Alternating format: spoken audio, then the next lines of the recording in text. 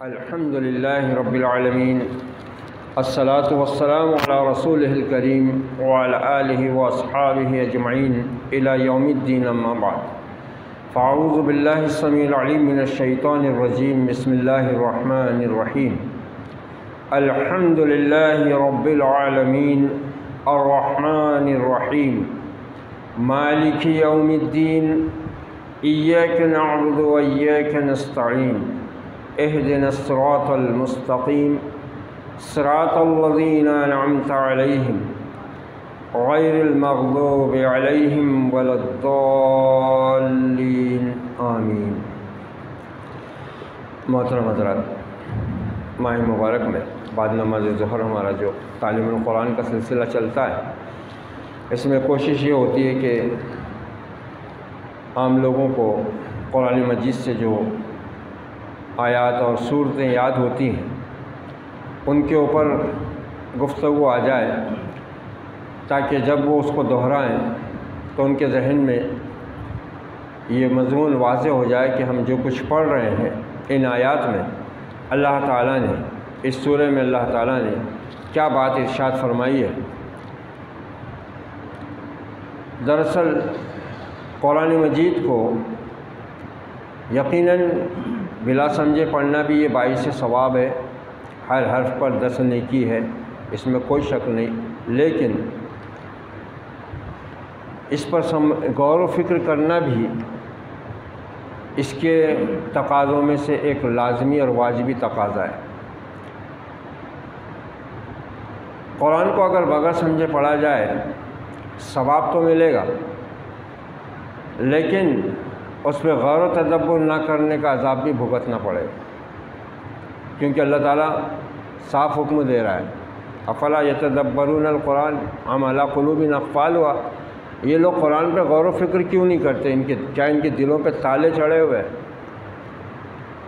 مطلب یہ ہے کہ کفار مکہ جو تھے ان کی تو زبان تھی، وہ تو سمجھتے تھے، مگر اس کے باوجود بھی چونکہ وہ غور سے سنتے نہیں تھے اور اس پر غور نہیں کرتے تھے، اس لیے وہ ہدایت سے محروم ہی رہ گئے۔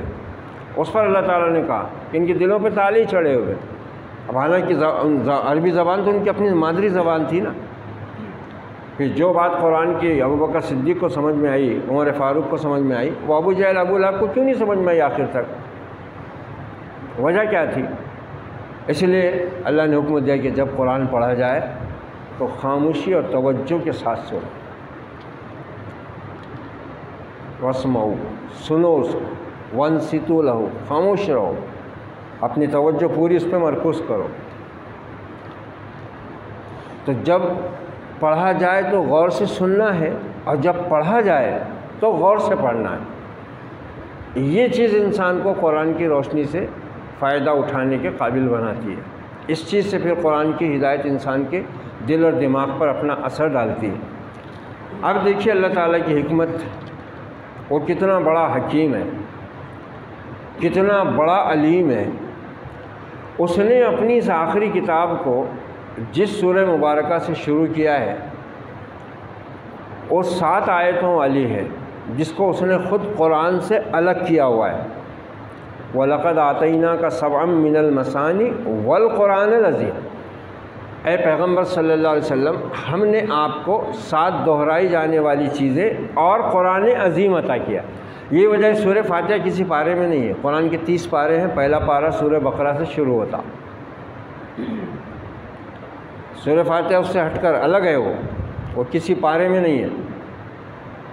الف لام میم سے پہلا پارہ شروع ہو رہا قرآن مجید کا، 30 پاروں کا قرآن ہے، 114 صورتیں ہیں، جن میں سے 113 30 پارے میں ہے، اور 14ویں سورہ 114ویں جو صورت ہے وہ اس سے الگ ہے، اس کو خود اللہ تعالیٰ نے الگ کر دیا کہ ہم نے آپ کو اے پیغمبر 7 دہرائی جانے والی چیزیں۔ اس سورہ کے کئی نام احادیث مبارکہ میں اسی لیے آئے ہیں، بڑی عظیم سورہ آئی ہے، کاش کہ ہم سمجھتے اور غور کرتے۔ سورۃ الشفا یہ ہے، سورۃ الکافیہ یہ ہے، سورۃ الصلاۃ یہ ہے، یعنی نماز کی سورہ۔ صحابہ کرام میں تو اس کا یہی نام مشہور تھا۔ وہ اس کو سورہ فاتحہ نہیں بولتے تھے، سورۃ الصلاۃ کے نام سے جانتے تھے، نماز کی صورت۔ اور اس کی وجہ کیا تھی کہ آپ صلی اللہ علیہ وسلم نے ارشاد فرمایا تھا، حضرت ابو ہریرہ کی روایت مسلم شریف میں، آپ نے ارشاد فرمایا کہ جب بندہ نماز کے لیے ہاتھ باندھتا ہے اور سورہ فاتحہ شروع کرتا ہے، اللہ تعالیٰ اپنی پوری توجہ کے ساتھ اس کی طرف متوجہ ہو جاتا ہے۔ کیا انسان کی عظمت ہے، دیکھو، عرش کا مالک ہو، وہ مالک عرش، رب السماوات والارض، ہر چیز اس کے اختیار میں، بادشاہ حقیقی وہ، حاکم اعلیٰ وہ، سب سے بالا اور بلند وہ، مگر اس کی شان دیکھو، بندے پر اس کے مہربان ہونے کا انداز دیکھو۔ آپ صلی اللہ علیہ وسلم فرماتے ہیں کہ جب بندہ نماز شروع کرتا ہے تو رب متوجہ ہو جاتا ہے، اور جب بندہ کہتا ہے الحمدللہ رب العالمین تو فرشتوں سے کہتا ہے میرے بندے نے میری تعریف کی، سنو۔ کیا شان ہے، دیکھو کیا کریمی ہے اس کی، یعنی ایک خاک کا پتلا انسان، سیاہ کار، گناہ گار، بے بس، عاجز، لاچار، وہ عرش عظیم کا مالک، زمین آسمان کا مالک، دنیا آخرت کا بادشاہ، بندے کو سن رہا ہے، فخر کر کے فرشتوں کو بتا رہا ہے، دیکھو میرا بندہ میری تعریف کی، دیکھو میرا بندہ میری تعریف کر رہا ہے۔ اسی لیے تو آپ نے بولے کہ نماز ایسے پڑھو جیسے اللہ تم کو دیکھ رہا ہے۔ اگر یہ تمہارے اندر احساس نہیں پیدا ہو رہا تو کم سے کم یہ احساس اپنے اندر ابھارو کہ تم اس کو دیکھ رہے ہو، یا تم اس کو دیکھ رہے ہو، یہ نہیں پیدا ہوتا ہے تمہارے اندر تو کم سے کم یہ احساس زندہ کرو کہ وہ تم کو دیکھ رہا ہے۔ اس کو احسان کہا گیا ہے، احسان یہی ہے، تصوف اس کا ایک نام ہے، وہ تو بعد میں ایک اس کے نام سے الگ شریعت بنا لی گئی، وہ ایک الگ چیز ہے، لیکن تصوف، احسان، یہ سب اسی چیز کا نام ہے کہ بندے کے اندر اللہ تعالیٰ کی معرفت جتنی زیادہ پیدا ہو، وہ نیکی سے احسان کے درجے کی طرف بڑھنا شروع ہو جاتا ہے، اس کو احسان بولو۔ حدیث جبرائیل میں یہی تو پوچھا تھا حضرت جبرائیل السلام، اور آپ نے ہی جواب دیا تھا اس سلسلے۔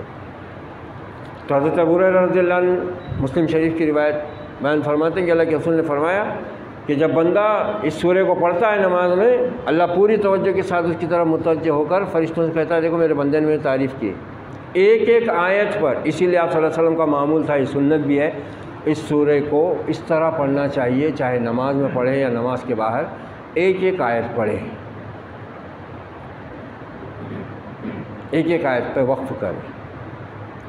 روانی سے، ترتیل سے بھی پڑھنا درست ہے، جائز ہے، اس کو ہم ناجائز نہیں کہہ رہے، لیکن اس میں بہت زیادہ برکت ہے کہ اس کی ایک ایک آیت پر آدمی پڑھ کر رکے اور سمجھ کر پڑھے، تو پھر تو سونے پہ سہاگا کہ جو کچھ کہہ رہا ہے۔ تو اس وجہ سے آپ صلی اللہ علیہ وسلم نے اس کو ہر نماز کا لازمی جز قرار دے دیا، لا صلاۃ الا بفاتحۃ الکتاب، لا صلاۃ لمن لم یقرأ بفاتحۃ الکتاب۔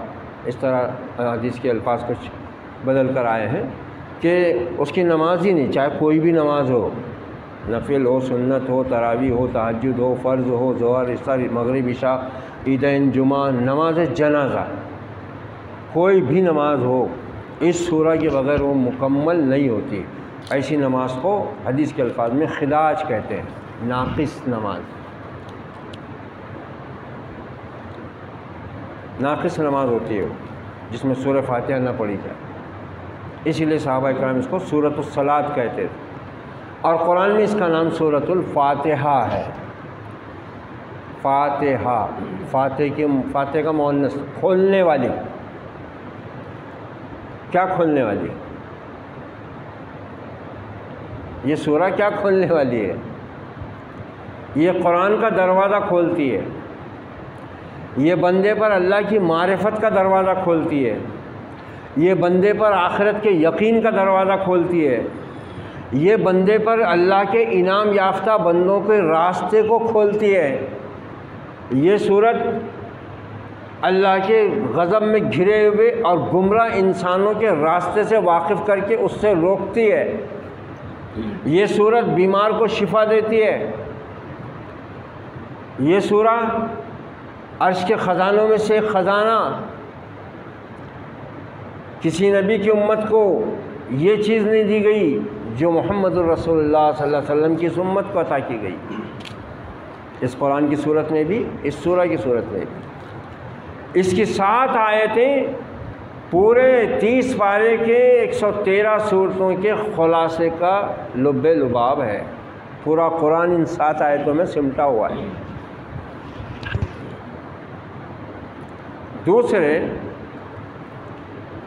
اللہ مالک یوم الدین ہے، اللہ مالک الملک ہے، اللہ رب السماوات ہے، اللہ خالق الناس ہے، الہ الناس ہے، رب الناس ہے۔ وہی لوگوں کا بادشاہ، وہی لوگوں کا پالنہار، وہی لوگوں کا مالک، وہی لوگوں کا معبود حقیقی۔ جو مانگنا ہے اس سے مانگنا ہے، کیونکہ ہر چیز کا مالک وہی ہے۔ جو مالک ہوتا ہے اس سے مانگو گے تو وہ دے گا۔ معمولی چیز دنیا کی اگر انسان کسی ایسے غیر انسان سے مانگے جو اس چیز کا مالک نہیں ہے، ہوٹل پر اگر آدمی کھڑا ہے، ایک بھجیا اگر اس کو کھانا ہے، وہ اگر مالک سے مانگے مل جائے گا، لیکن اگر وہ خود سے اٹھا کر کھا لے یا ہوٹل کے کسی نوکر سے کہہ کے ایک بھجا اٹھا کے لا، تو یہ چیز اس کے لیے فتنے کا سبب بنے گی، بے عزتی کا سبب بنے گی۔ اب یہ اور بات ہے کہ مالک صرف نظر کر لے، نہ بولے کچھ، لیکن دل میں تو وہ بولے گا کہ بے غیرت اور بے اہمیت انسان ہے۔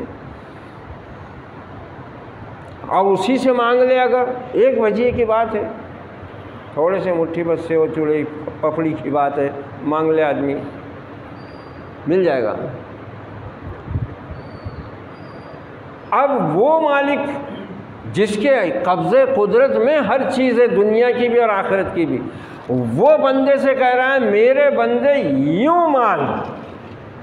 اب جو دینے والا ہے وہ مانگنے کا طریقہ بھی سکھائے اور بندہ اس طریقے سے مانگے تو ممکن ہے کہ نہ ملے؟ ناممکن ہے، ملنا ہی ہے۔ مگر مانگو، جو مانگنے کا طریقہ ہے اس طرح مانگو، وہ سکھا رہا ہے۔ جو دینے والا ہے وہ خود سکھا رہا ہے بندے کو، میرے بندے میرے دربار میں آ کر مجھ سے یوں دعا کر، یوں مانگ، یوں سوال کر۔ اور سب سے پہلے کیا بتایا جا رہا ہے کہ جس رب کے نام سے شروع ہو رہی ہے یہ نماز، یہ سورہ، یہ کتاب، وہ بے انتہا مہربان اور رحم کرنے والا ہے۔ بسم اللہ الرحمن الرحیم۔ اس آیت کی خود ایک اپنی فضیلت ہے۔ یہاں پر اختلاف ہے، بہت سے لوگ بسم اللہ الرحمن الرحیم کو بھی سورہ فاتحہ کی آیت مانتے، اس طرح ساتھ ہوتی ہو، تو یہ یہاں پر صراط الذین انعمت علیہم پر آیت کا ایک نشان سا دیا ہوا ہے 5 کی صورت میں۔ تو جو لوگ اس کا جز نہیں مانتے وہ یہاں پر آیت نمبر 6 مانتے ہیں۔ اس لیے جو جمہور علماء ہیں ان کا ماننا یہ ہے کہ نماز میں ہر رکعت میں سورت کو پڑھتے ہوئے بسم اللہ الرحمن الرحیم کا پڑھنا ضروری ہے، تاکہ اگر وہ اس کی آیت ہے تو وہ سورہ مکمل ہو جائے، اور اگر آیت نہیں بھی ہے تب بھی قرآن مجید پڑھنے کے لیے سوائے سورہ توبہ کے چاہے ایک آیت پڑھے آدمی یا ایک سورہ پڑھے، تعوذ اور تسمیہ پڑھنا ضروری ہے۔ البتہ تعوذ شروع میں ایک بار پڑھنا ضروری ہے، ہر بار پڑھنا ضروری نہیں ہے، لیکن تسمیہ کو دہرانا یہ بعضوں کے نزدیک ضروری ہے، بعضوں کے نزدیک مسنون ہے۔ جیسے امام حنیفہ رحمۃ اللہ علیہ کے شاگرد امام محمد رحمۃ اللہ علیہ فرماتے ہیں کہ نماز میں ہر رکعت میں سورہ فاتحہ میں تسمیہ یعنی بسم اللہ الرحمن الرحیم پڑھنا مستحب اور مسنون ہے۔ تو ہمیں چاہیے کہ نماز کی ہر رکعت میں ہم سورہ فاتحہ پڑھیں اور بسم اللہ الرحمن الرحیم کے ساتھ پڑھیں۔ اب اس سورہ کے اندر جو مضمون بیان ہوا ہے وہ پورے قرآن مجید کا خلاصہ ہے، یعنی ایک آدمی اگر مختصراً بھی اس صورت کو سمجھ لے تو گویا وہ قرآن مجید کے اہم اور بنیادی مضامین کو ایک حد تک اپنے ذہن میں اتار لے گا، جو اس کی نجات، ہدایت اور گمراہی سے بچنے اور آخرت میں کامیاب ہونے کے لیے لازمی اور ضروری ہے۔ اب اس سورہ کا آغاز ہوتا ہے الحمد سے، کہ سب شکر، سب تعریف، ہر قسم کی تعریف صرف اللہ کے لیے ہے، اور اس لیے ہے کہ وہ سارے جہانوں کا پروردگار ہے، پالنے والا وہی ہے۔ دیکھو ذرا اس کی تخلیق کو دیکھو نا، اس کی تخلیق کو دیکھو۔ عام اہل علم بیان کرتے ہیں کہ دنیا میں تقریباً 18,000 قسم کی مخلوقات ہیں، مخلوقات کی 18,000 قسمیں ہیں، انسان، جن، جانور، چرند، پرند، پھر زمین کے، جنگل کے، پھر سمندروں کے اندر پائے جانے والے، وہ ہواؤں میں اڑنے والے، یہ سب ملا کر وہ کہتے ہیں کہ 18,000 قسمیں ہیں مخلوق کی، کیڑے مکوڑے ملا کر سب۔ اب انسان کے بچوں کو انسان کے ماں باپ پال رہے ہیں،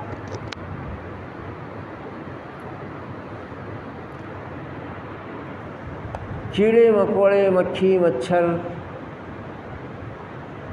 جانور، درندے، چرند، پرند، پانی میں رہنے والی مچھلیاں، ان کے بچوں کو کون پال رہا ہے؟ ان کے بچوں کو کون غذا پہنچا رہا ہے؟ پتھر کے اندر کیڑا ہے، پتھر کے اندر زندہ ہے، وہاں روزی کون دے رہا ہے اس کو؟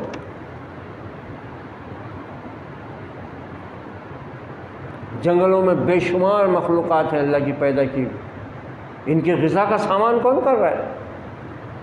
اور کوئی جاندار بغیر غذا کے زندہ نہیں رہ سکتا، یہ نظام فطرت، نظام کائنات ہے، ہر جاندار کو غذا کی ضرورت ہے زندہ رہنے کے لیے۔ اب وہ غذائیں سب کی الگ الگ جدا جدا ہیں ان کے جسموں کے اعتبار سے، وہ رب کا نظام ہے، مگر ہے تو صحیح، ہے تو صحیح، کون دے رہا ہے؟ اچھا پھر ہر مخلوق کے اندر اللہ تعالیٰ نے جنسی تخلیق کا بھی نظام رکھا ہوا ہے، اس کی نسل بڑھانے کے لیے۔ اب انسان کی ماں پڑھی لکھی ہے، نہیں پڑھی لکھی ہے، تو اس کے آس پاس لوگ پڑھے لکھے ہیں، ڈاکٹر موجود ہے، ساری چیزیں موجود ہیں، اس کی پوری دیکھ بھال ہو رہی ہے۔ ان بیچارے جانوروں کی ماں، حاملہ ماداؤں کی کون دیکھ ریکھ کر رہا ہے؟ ان کو ٹی ٹی کا انجیکشن کون لگا رہا ہے؟ ان کا پانی کم ہے، زیادہ ہے، ان کی سونوگرافی کون کر رہا ہے؟ کیسے ہو رہا ہے نظام؟ کس کے ہاتھ ہے وہ جو یہ سارے کام انجام دے رہے ہیں؟ کس کا کمال ہے وہ جو ان بے زبان اور طاقتور سے لے کر ایک دم معمولی حقیر جیسی مخلوقات کی بھی پوری دیکھ ریکھ بھی کر رہا ہے، پرورش بھی کر رہا ہے، ان کی نسل کی بقا کا سامان بھی کر رہا ہے؟ کس کے ہاتھ؟ کس کی قدرت ہے؟ جب یہ سب کچھ اس کا تو پھر سب شکر و تعریف کس کی؟ گلشن میں پھروں کہ سیر صحرا دیکھوں، یا مادنی کو دشت و دریا دیکھوں، ہر جا تیری قدرت کے ہیں لاکھوں جلوے، حیران ہوں کہ دو آنکھوں سے کیا کیا دیکھوں۔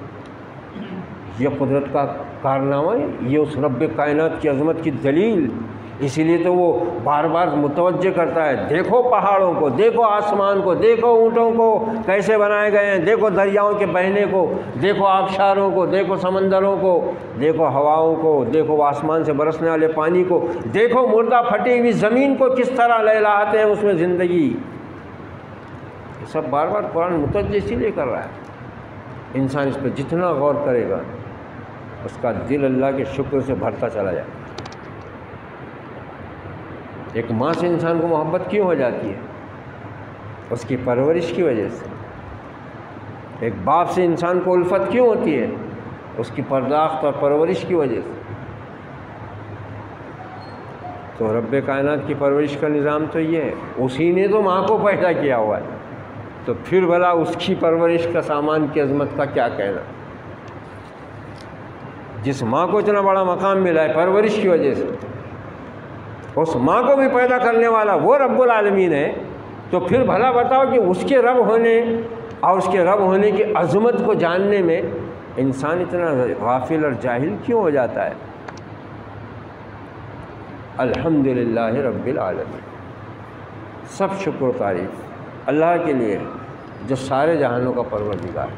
بہت اہم سورہ ہے، ایک ایک آیت پر انسان مہینوں گفتگو کر سکتا ہے، پورا قرآن سمٹ کر آتا اس کے ساتھ، کیونکہ پورے قرآن کا خلاصہ ہے وہ۔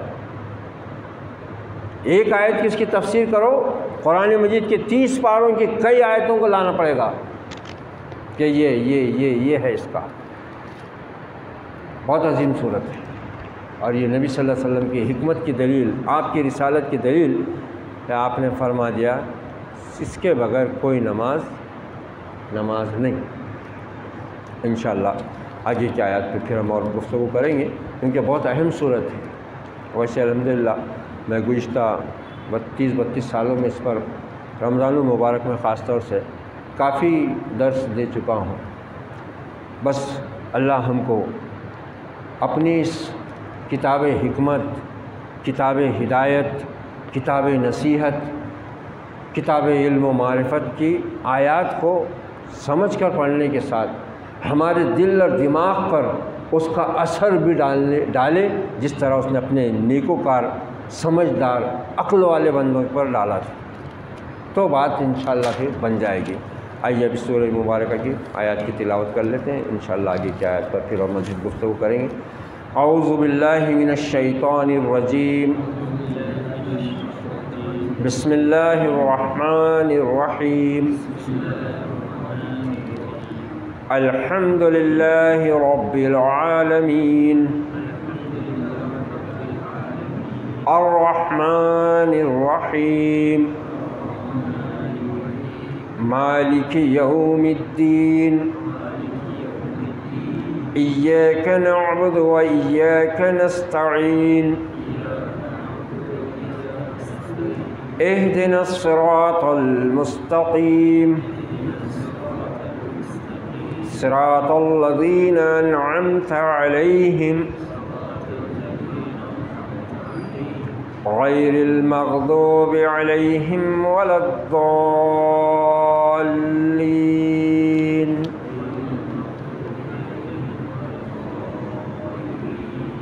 آمین۔